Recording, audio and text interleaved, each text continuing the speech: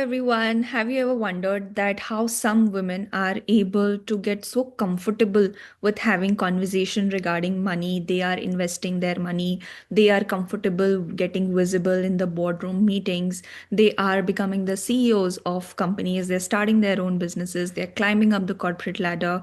But some of us can feel that we are stuck at either a five-figure income or a six-figure income, and we want to really do our game up. Okay, we want to go towards an eight-figure income at a nine-figure income, or if you're at a six-figure income, you want to make go up to the seven-figure income. So this is all about taking up space, and this is my mission, that I help at least 1 lakh women step into leadership roles where they can get comfortable with getting visible, with getting wealth, building their own empires as queens and leading those empires. Because a lot of times women can be conditioned to stay quiet, to be accommodating, to not take up so much space. And this is what is exactly required to be successful, to get comfortable with stepping into our own power, to get comfortable and feel safe with visibility. Okay, so I'm going to share 5 growth hacks that women can do today in their life to actually experience these kind of success.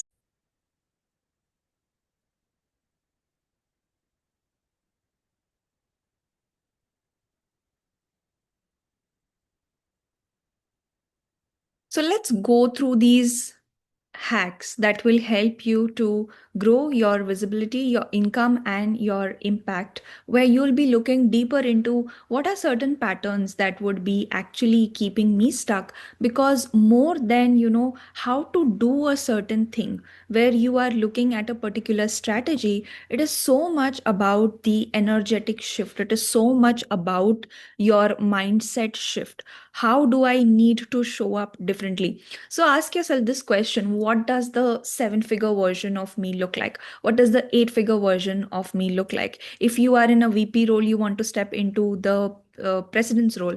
If you are, somebody who is in a mid management role, you want to step up into a senior management role.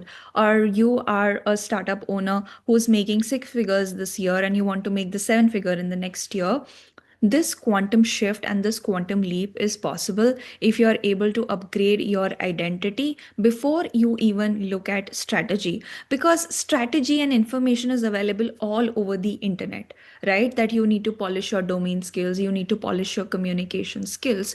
But what needs to shift is, who is she who is acting in a different way, who's speaking in a different way. She is talking about money in a different way. Because if you see a woman business owner who's charging seven figure for her service and who is charging five figures for her service and six figures for her service, she has a very different kind of tonality and comfort with the price that she is charging. Oh, she is not feeling like, oh, I am charging this much amount of money for my service, or I am asking this much amount of money as my salary to my company. I am becoming an inconvenience. This is not her thought process.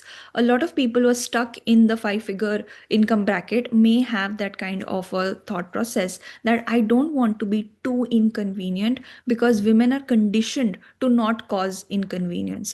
But they're not looking at something called as the ROI. For example, if a woman leader works with me, or someone who was on a career break of 7 8 years, if she works with me and she was going to require 2 to 3 years of time to restart her career, and after working with me she does that in 6 months, she has started making that extra 10 lakh rupees, 12 lakh rupees a year before. So that is what is the ROI of investing in your personal growth. The learning curve gets shorter, the time is compressed, and you are getting results that you require to actually grow. So this is how you start to think about your personal investment. And as you go up the ladder, your time starts to become more expensive than your money itself. So you want to do things that will help you shorten the time that is required, or the opportunities that you are losing because of not taking that action. So the mindset shift is clearly visible in this first hack. where you are going from, I hope they choose me, I hope they buy my services, I hope that they like me. So you're going from that place, from likability to building trust, to building the kind of respect that you want, right? Where you are choosing the rooms that you want to enter to. So this shift happened to me as well. There was a time where, I would think, would I really get clients in the very beginning of my career when I was just building capabilities? But there came a point where I said that I want to choose the kind of clients that I want to work with.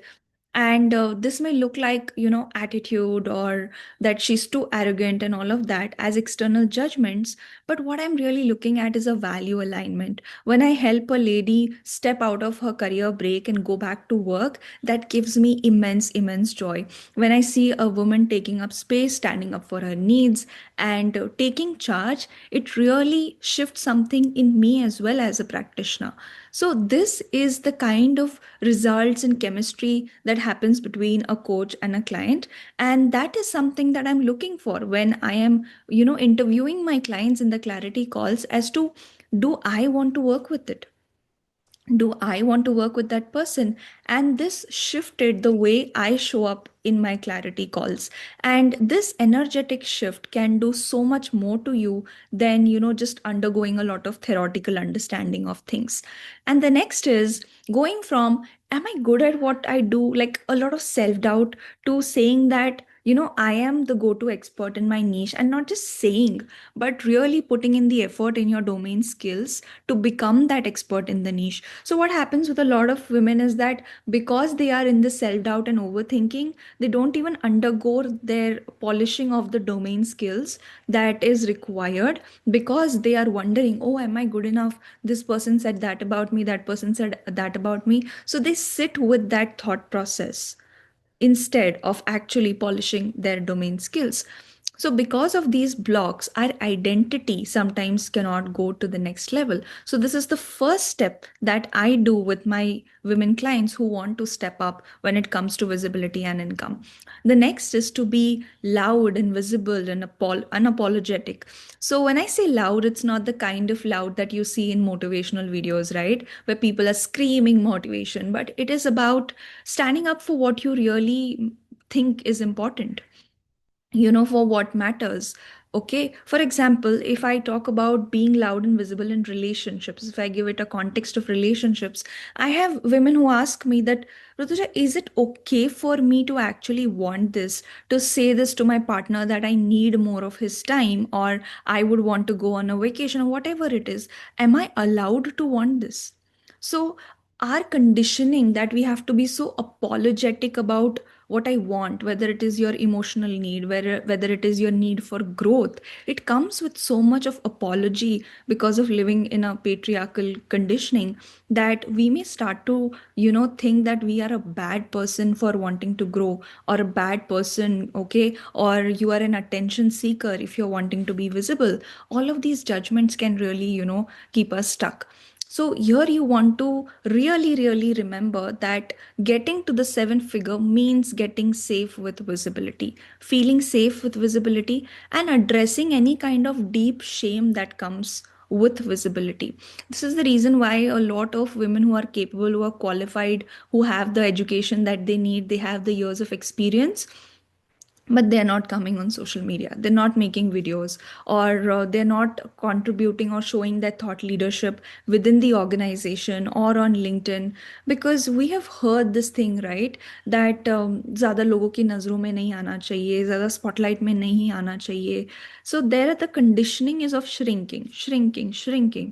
So we need to break those patterns, and we do this, with your subconscious pattern. We do this using NLP and many other somatic tools as well, because the fear could really reside in our body, that when we are trying to be visible, we can see that I am shrinking so much. There is no free flow of my hands or my eyes. You'll see, right? For the first time when you look at the camera, you are such a stiff person, or you may look like somebody has just put you over there and forced you to speak in a certain way. And we don't experience that free flow of energy, right? We don't allow ourselves to make mistakes. But if you're somebody who's allowing yourself to do that, you have changed your wealth game that day. the day you've become safe and comfortable with visibility. And sometimes, even if you make a certain mistake in the meeting, you said a word in a different way, you made a little mistake, and if you yourself are forgiving, okay, about that. I may have made so many mistakes, while speaking when we have started this presentation. Okay, as I'm so excited about this idea that I want to share, your attention is more on my excitement than my mistakes, because I give that energy to my excitement. I give that energy to my teaching, and my attention may be a little bit on the mistakes that I'm making, but I'm not giving it those many, I don't give it that much value. And this is how you use your communication, how you hold your mistakes, how you hold your areas of improvement is how other people are going to look at your areas of improvement. If you say that if I speak up, I am not, people will get to know that I don't know much, people will get to know that I'm not good enough. Okay, so there's nobody in this world who knows everything about everything, okay? But you can become an expert in something and you can learn. And if you still don't know, you can always be honest and say, I don't know. That creates more trust than any other thing. Okay, so in your organization, when you're stepping up, from a six figure to a seven figure income, try to be an entrepreneur if you can't be an entrepreneur, where you are looking at what is something that the organization needs. Because when you have stepped up, in the corporate ladder, you may think like, what do next milestones of growth look like? And I had such a client with me who was in a very senior leadership position, and she wanted to figure out her next right moves when it comes to her career, and she was in indecision about a lot of things. And when we worked on these deeper blocks, she was able to make decisions like that. I mean, we worked on those blocks. After a few sessions, she directly come and said that, hey, I've made these decisions and I've started to execute it. So that is what happens when we, work on these growth hacks. So the third is to actually build a magnetic personality. Now, when I say magnetic personality, it doesn't always have to come with a lot of expensive clothes or a show off saying things that you are not. That is the best thing to do if you want to sound fake. Okay, so if you are somebody who's trying to, please people by just being fake, I know so many people, they learn some public speaking course and they start to do this in the videos. Okay, they will speak like this, and it is so funny, right? You don't have to do all of these things. Okay, the more authentic you are, and the more you don't need people's validation to make your own decisions, you become magnetic. You say that, hey, I have a spine, I am comfortable and certain in my authentic self. Okay. Like I say this, I had a very important, a conversation was going on, and all stakeholders, even my father was present there. And someone said that, Rutuja is very good in this area. And he was telling my father, why don't you look for a job for her in that particular area? So I said to him, I'm never going to, do a job. I'm not going to work under somebody. I don't want to work under someone. I lead my own organization. So sometimes somebody else may think that you're being so arrogant by saying that, but that's who I am. And even my father knows this very well. So he did not go on explaining that person why, Rutuja, I'm not going to look for a job for her, or I'm not going to persuade her for that, because I believe in that. And I have also, embodied that in front of my parents. Now even my parents don't, go on saying that go find a job for yourself, or this is the advertisement of a government job. After I quit my job for a very long time, I had my relatives sending me job posters that you can apply for this and that and all of that. So the moment I actually started to embody that I am a coach and I have my business and it's running well and I want to continue in this field, the pull of the desired clients or the pull of people who really need that service started to happen to me. And if there were, changes that were required in my strategies, in the systems of the business, I started to do that because I was able to set firm boundaries. Okay, that this is the field in which I am setting my authority, these are my boundaries, and I'm not going to distract myself. If you move in this world thinking that, oh, everybody else knows better than me, you will never be able to establish that authority. And I'm not saying that if you are having that authority, you should not take anybody else's opinion. You can take opinions, you can take advice. It's always good to receive mentorship, but you need to have that backbone to take decisions by yourself, even if you are making mistakes. One of the biggest reframe that I need to do for my clients is that they are good at decision making. Many women believe that they are very bad at decision making, because unless and until you are not disconnected to your power, you cannot be controlled, right? Unless and until somebody constantly tells you that you are bad at decision making, they will not have the power to make decisions for you. So these power games are being played with women from a very long period of time. Okay, so you need to recognize it and you need to really look at it. So I really make them objectively look at all the decisions that you have made. Even if you have made 60% good decisions in your life, you have the capacity to keep improving on the 40%.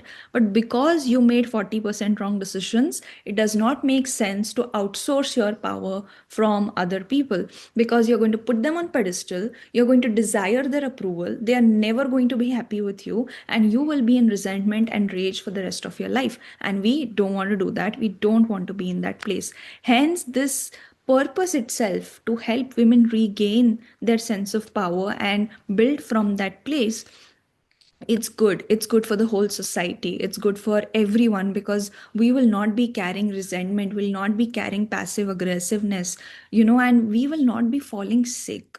I know of so many women who have had so many health issues because they were suppressing their emotions, their emotional needs, and so much of burnout because they constantly wanted to please people, either by being the good one or look for appreciation from people. Okay, so when you have this authority thing very, very clear in your energy, it starts to reflect in your brand. It starts to reflect in your work, your personal brand at work, that what do you really stand for? So I asked this women leader, what are you as a go to expert? She said that I'm very good at execution, I'm excellent at execution. And the day she started to integrate this, that I'm so good at execution that I'm able to spot gaps very quickly, what needs to change, so that in the later phases there is no problem that the project needs to face. So that itself was a huge understanding, because her energy was shifting to what does she carry as a strength. Then there was less shame around what needs to improve. We are going to talk about shame in a very short moment, that if we heal the shame that we have around receiving, and wealth, our life will become so much easier. Because what we understand from our past experiences, or if you have seen that your parents have struggled a lot to make money, you come from very humble, very middle class backgrounds, what we think that making money is only about just pushing harder and pleasing the authorities and always being very obedient and always being very compliant. But what's need to change is that I can be happy while I make money. I can be peaceful while I make money. I can relax and I can make money. Okay, so when I was choosing to align my passion and my work, I had this block, that can I really make money by doing things that makes my heart really happy, because I haven't seen people doing that around me, right? Or I may have seen very few people who are doing that. So I'm allowed to be joyful as I make money. Okay, so I can, every conversation, every coaching conversation that I have, if I have an aligned client, it increases my energy instead of burning myself out. And you will see that people, who have the ownership mindset, whether it is you are an entrepreneur, you have your own business, or you are an entrepreneur, like in the organization, you are contributing on the front foot. You're not always just taking orders, but actively contributing to growth. When you come home, you are physically tired, but you're not mentally burnt out. Okay, you are like, okay, I've come home, now I need to do something else, or I need to refresh and all of that. So I need to be okay with receiving money. Okay, for example, that let's say that if you have a block with money and you are a service business owner, you quoted the price and somebody said, oh, that's too much money, and you just you got fearful and you just gave them a discount instantly. What you just did is that you acknowledge that I am too much. and I don't want to be an inconvenience for you, so I am giving you this discount. So there may be, beliefs where I want to be a good one, I don't want to be inconvenient. Okay, for example, if you really want to do that, you can keep a flexible pricing, like this is the range of my services, you can pay as per your wish, but that you're doing from a place of power and not from a place of shrinking. So you need to heal your wounds around receiving. If you're someone, who is very strong, who knows how to invest money, who knows how to make wealth, who knows all of that, but when it comes to receiving love from people around you, you are like, can I really trust this person? you know will this person ask me for doing certain favor if I take help? Okay, all of these are trust wounds, and you need to really start to heal those, to find people whom you can trust, because it is, at the end of the day, it is about creating more win-win situations. Okay, so guilt around making more money than your partner or family, this is very common. This belief was present with one of my clients who said that, Rutuja, if I make more money, then people around me are going to be jealous of me, or they're going to stop talking to me, or they're going to look at me in a very different way. Or some women actually will not even remain in those toxic situations if they make more money. A lot of women will not tolerate a pinch of toxicity if they made more money. Okay, and because they don't want to, subconsciously change that status quo and that comfort zone, their mind stops them from doing the money making activities. Like, I know this in business coaching also, that people will do everything other than the thing that can get them money, other than the thing that will, get the income. So this is unconscious self sabotage that people are doing, right? Subconscious beliefs regarding money that make you feel like, जिस घर में पैसे होते हैं वहाँ शांति नहीं होती, वहाँ पर people are just fighting with each other. Okay, so this childhood imprint that girls should not desire more or want more or work towards that, this does not help you expand your container energetically of receiving wealth.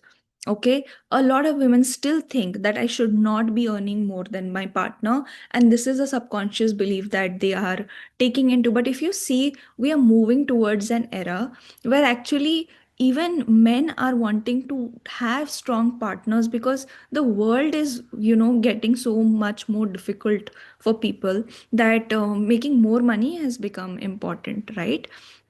So they are also looking for women who understand about wealth, who want to actually work towards wealth creation. So these are very, very old belief systems. Okay, that you should only marry somebody who's making more money than you. It's your personal call. Okay, it's after all your personal call as to what your goals are, what do you want to do with your life. And if you're taking career breaks, okay, to be with your children, it doesn't have to come with a shame that because I'm not making money, I have no value now. Okay, so yes, we're talking about making wealth, but your sense of worth is not equal to the amount of money you make.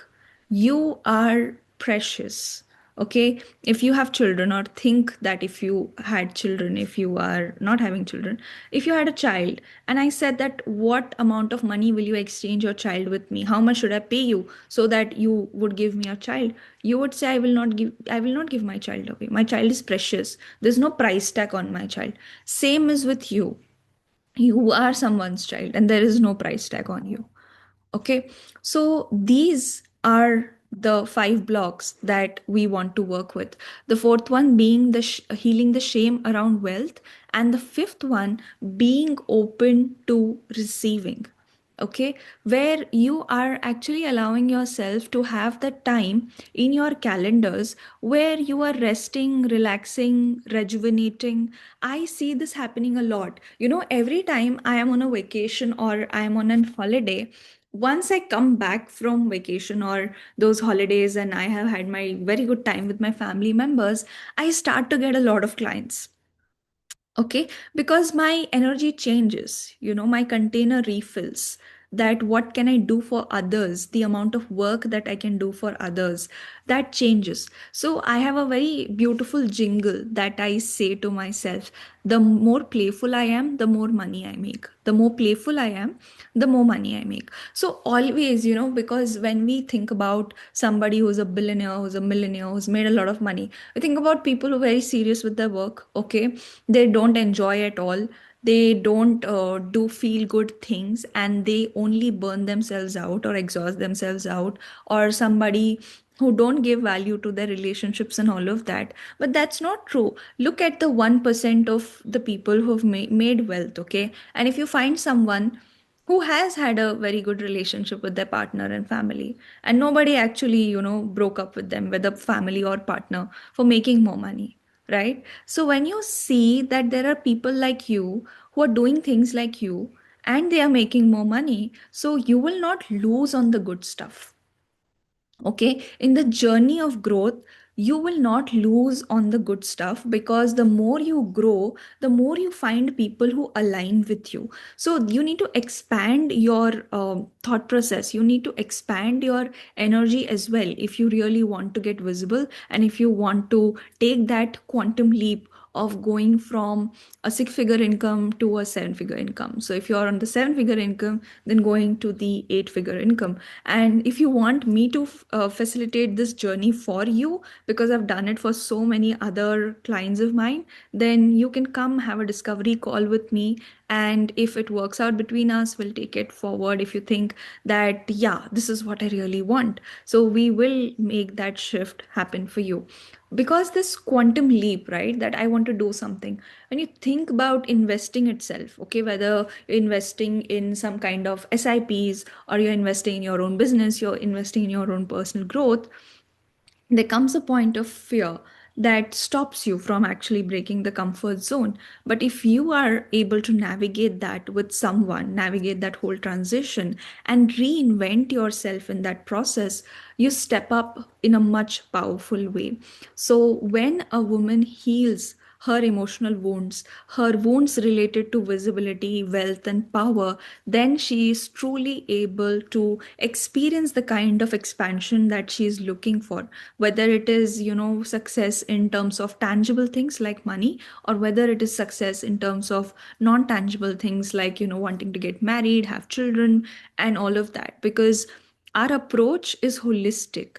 When I am crafting these journeys with women, I often consider that, do they want to plan having children during this time? Do they want to plan getting married this time? Because you need to, want to experience the whole thing of becoming a woman, all the expressions of it. It's your choice, things like marriage and whether you want to have kids or not, it's your personal choice. But if you have zeroed down on it, or if you have some confusions about it, that I don't know whether I want to have a child or not, or whether I want to get married or not, if you have fears around it, that is also something that I discuss with women, while we are redesigning their lives. Because all these experiences make your life really wholesome, and you don't have to compromise on one for that I can only be a good mother, or I can only be a good career woman.